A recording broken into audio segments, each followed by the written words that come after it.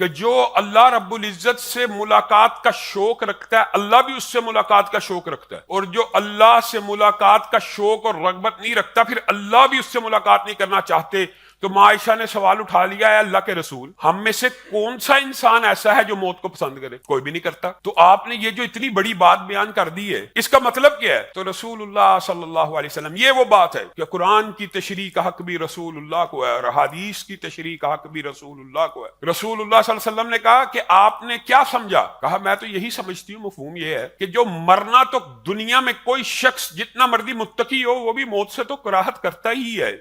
کہا میرے فرمان کا مطلب یہ نہیں ہے، میرے فرمان کا مطلب یہ ہے جس وقت انسان فوت ہو جاتا ہے، جس وقت انسان فوت ہو رہا ہوتا ہے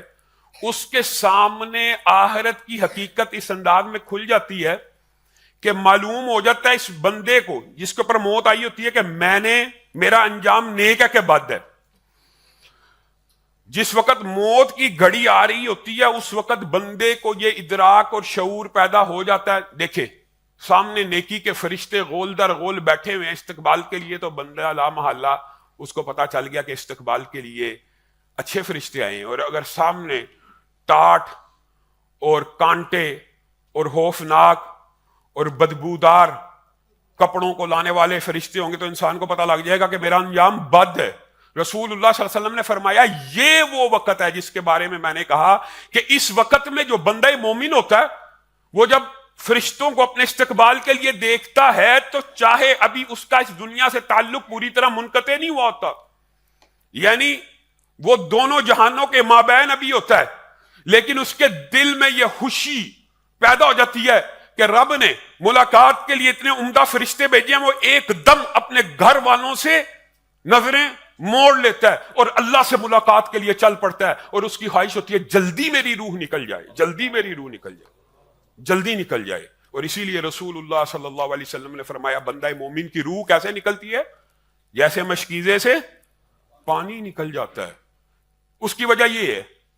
کہ وہ روح پوری قوت اور طاقت سے اس وقت اپنے رب سے ملاقات کرنے کے لیے چل پڑتی ہے۔ یا ایتھا النفس المطمئنہ ارجعی الی ربک راضیۃ مرضیہ، ابھی نکلنے کی کوشش کر رہی ہے، پہلی خوشخبری اسی دنیا اور اس عالم کے مابین سنا دی جاتی ہے، لوٹ جا اپنے رب کی طرف، ہنسی خوشی لوٹ جا۔ مراد یہی ہے تیرا رب تجھ سے ملاقات کرنا چاہتا ہے اور تو اپنے رب سے ملاقات کرنا چاہتا ہے، اور اللہ تعالیٰ تجھے اپنی رحمتوں میں اور جنتوں میں داخل کرنے والا، وہ تیزی سے نکلتی ہے،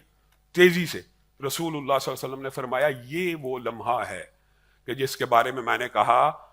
کہ جس کو شوق ہوتا ہے اللہ سے ملاقات کرنے کا پھر اللہ بھی اس سے ملاقات کا شوق رکھتے ہیں اور فرشتوں کو بھی حکم دیتے ہیں کہ پلک جھپکتے اس بندے کو وہ جو ساری خوشخبریاں بشارتوں کی منزلیں وہ تیزی سے طے کرواتے ہوئے اس کو میرے سامنے لا کھڑا کر دیا جائے۔ اور یہی وہ لمحہ ہوتا ہے